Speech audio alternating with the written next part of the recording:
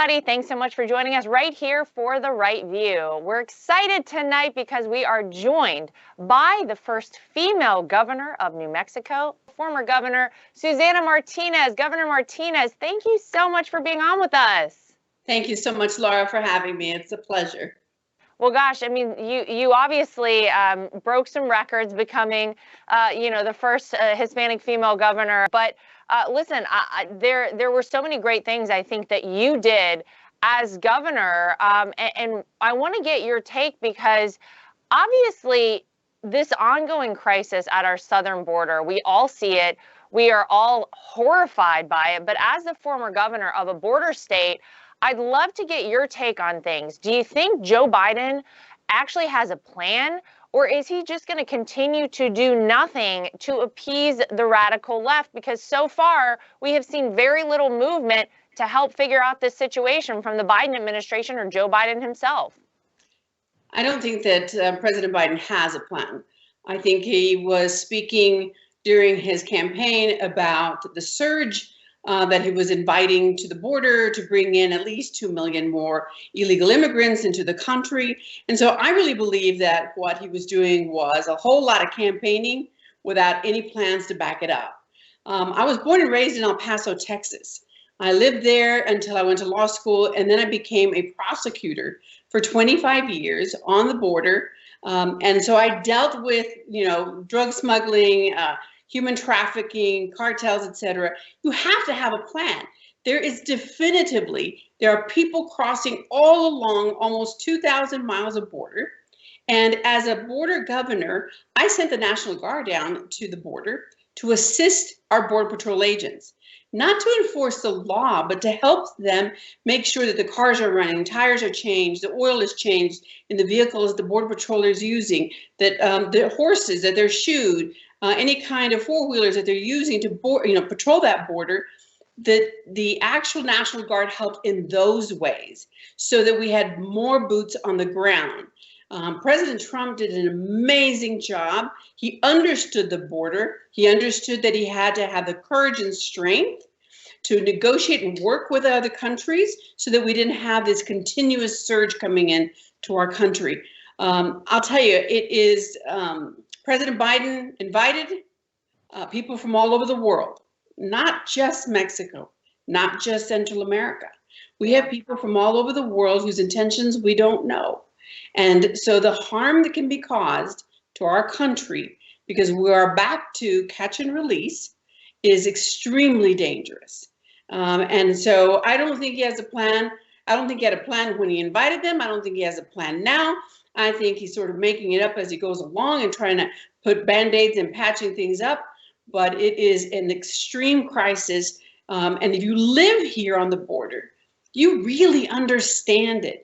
I don't think anybody in the next state or the state above us will understand it, but I promise you, these illegal immigrants are going to come to a neighborhood near you, and they're going to come without any kind of real identification or court dates or anything else. But they are going to be spread throughout the United States as they have been, just dropped off in airplanes and dropped off by buses into communities that can't afford to provide for these individuals. Yeah, it's such a huge problem, and thank you for pointing out the great job that President Trump did. I mean, he's probably the first president in a really long time to speak up and speak out about what a big concern really our border had become, and he's the first person to actually go down there and talk with Border Patrol and say, what do you need to get your job done? And we had such success under the Trump administration. We saw border crossings fall to much, much lower levels than we had seen it in recent years. And you pointed out, this is not just about illegal people coming into America and not following the right process. The people who are benefiting the most, Governor, are the drug cartels, are the human and child traffickers. We know that around 30% of the women that make the trip up to our southern border are sexually assaulted, and that's just that we know of. I mean, it's probably a lot more than that. Children are sexually assaulted. They are not tracked. We don't even know where these kids are going. They are going to be used in these, sex trafficking rings and all other sorts of terrifying ways. And it's because what you say is 100% accurate. When Joe Biden was campaigning, he was doing things just to get votes. And the media has made people think that it's a horrible thing to stop people from coming to America. Well, that's not the goal. We want people to come to America, but we want you to come the right way, the safe way, the legal way into the United States. And ABC News, even, I was shocked to see this just a few days ago, Governor, did an interview with an illegal immigrant from Brazil.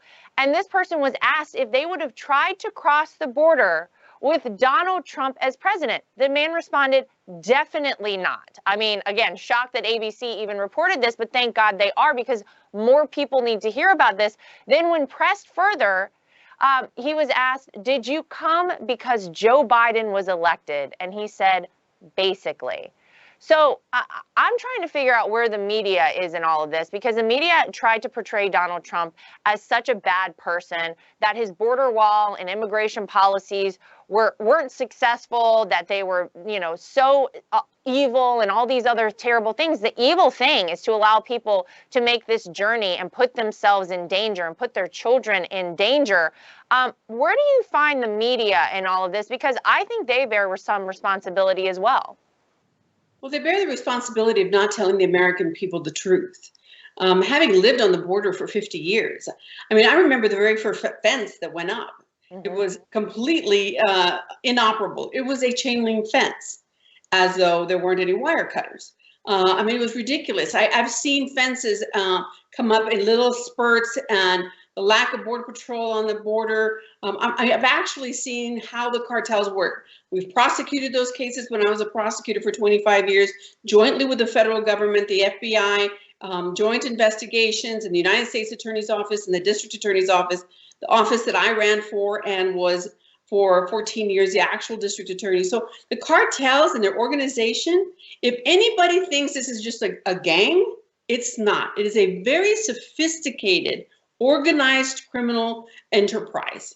It is very sophisticated.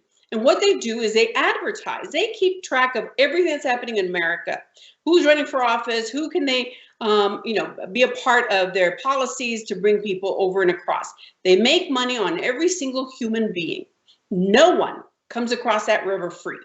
And they get charged either with at home, partially or completely. It doesn't, some people don't have the entire amount of money. So then they become enslaved in the United States, whether it's because they're part of a sex ring, whether they're part of, some sort of work that they're required to do for a very low wage. And that low wage is taken from them and is paid to them as part of bringing them to the United States.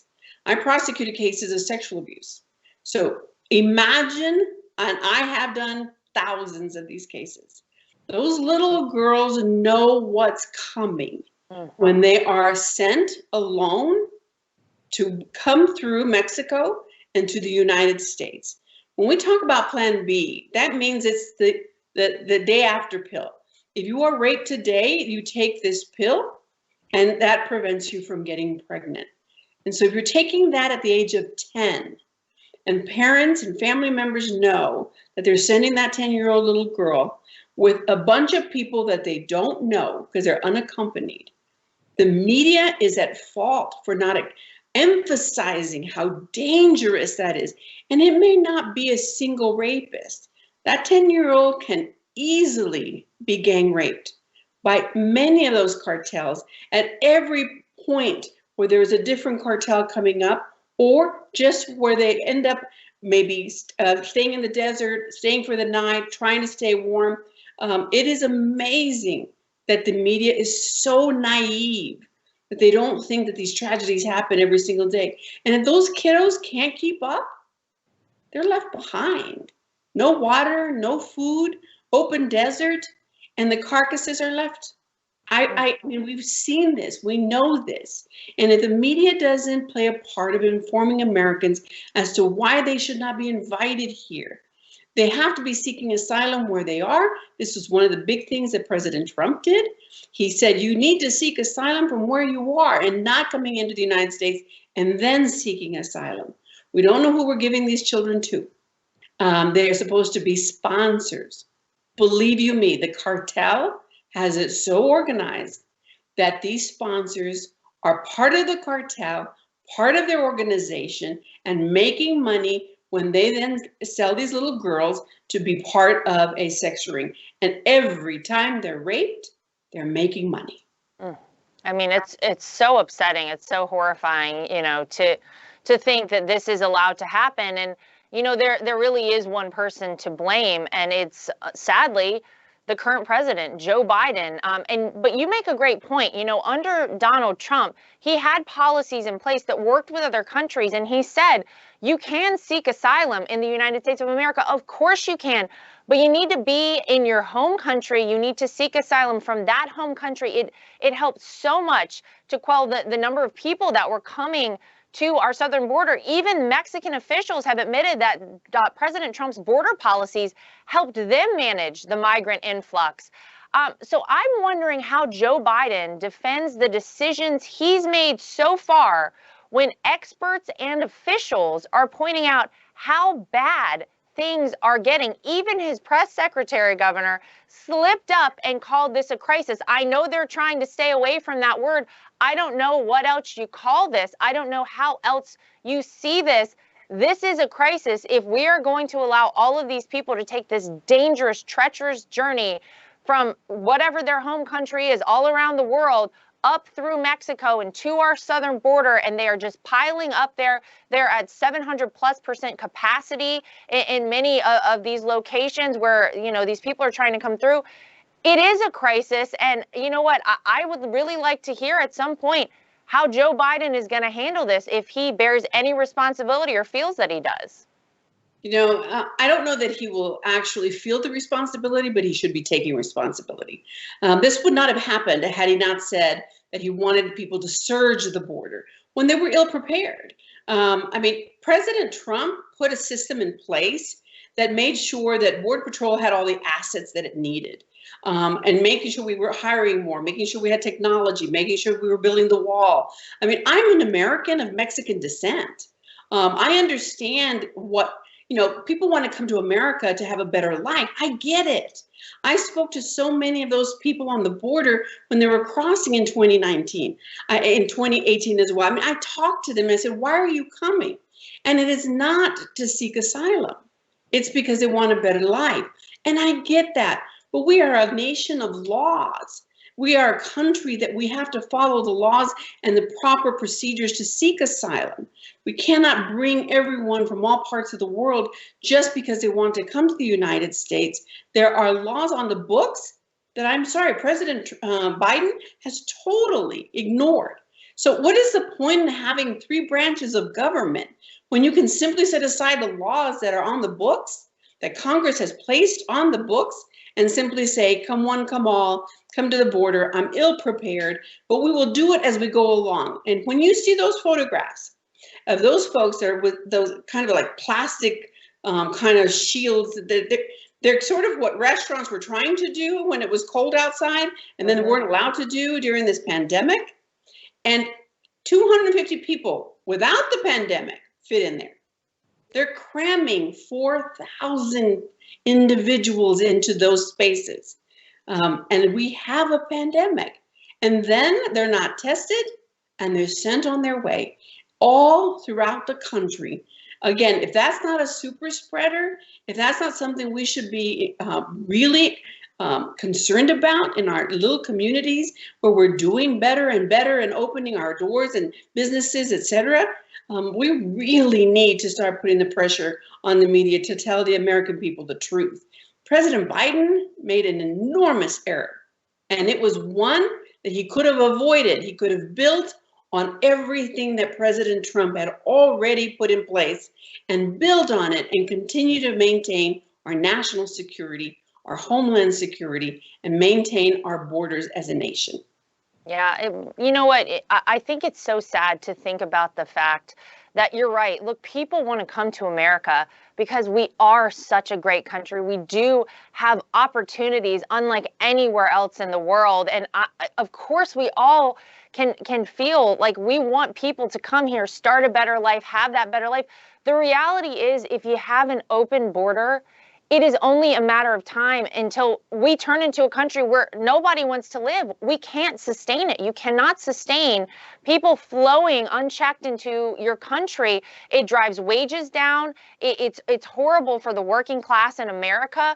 We're going to be, as taxpayers, responsible for paying for healthcare, school, so much more. When we have millions and millions and more people, if we just have an open border, it will become a country that nobody wants to come to, because we can't sustain that. It's not possible.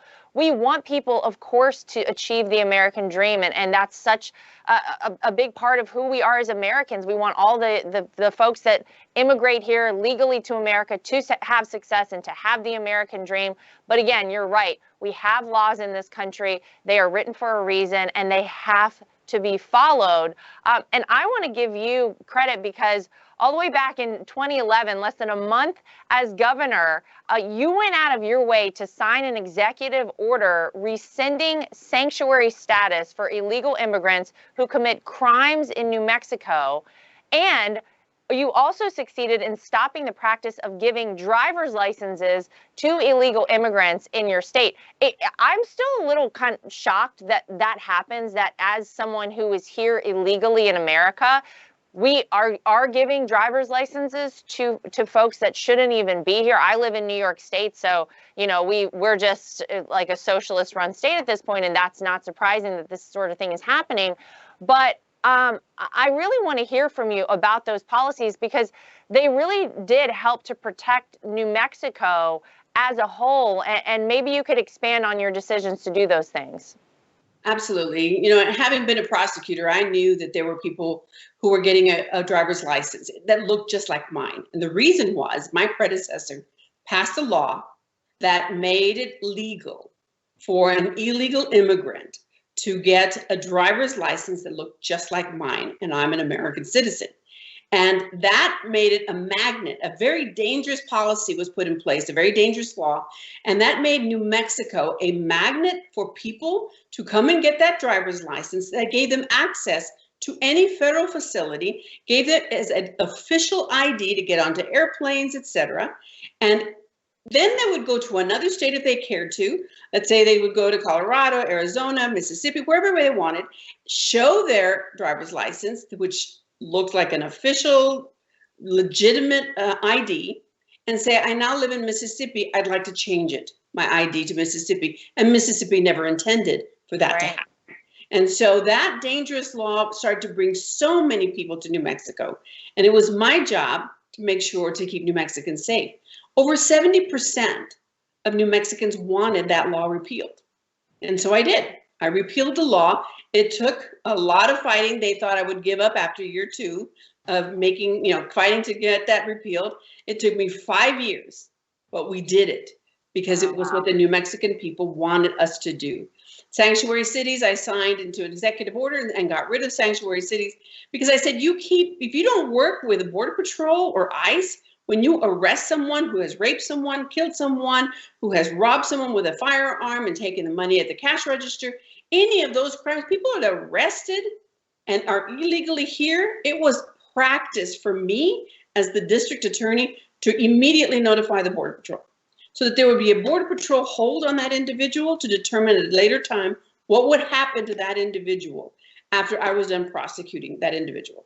So it keeps New Mexico safe. Instead, sanctuary cities, what they were doing was opening the jail doors, not working with the federal government, not working with Border Patrol or ICE, and off they went, someone who was accused or even convicted of a crime and not being informed that here's now this dangerous person living amongst us.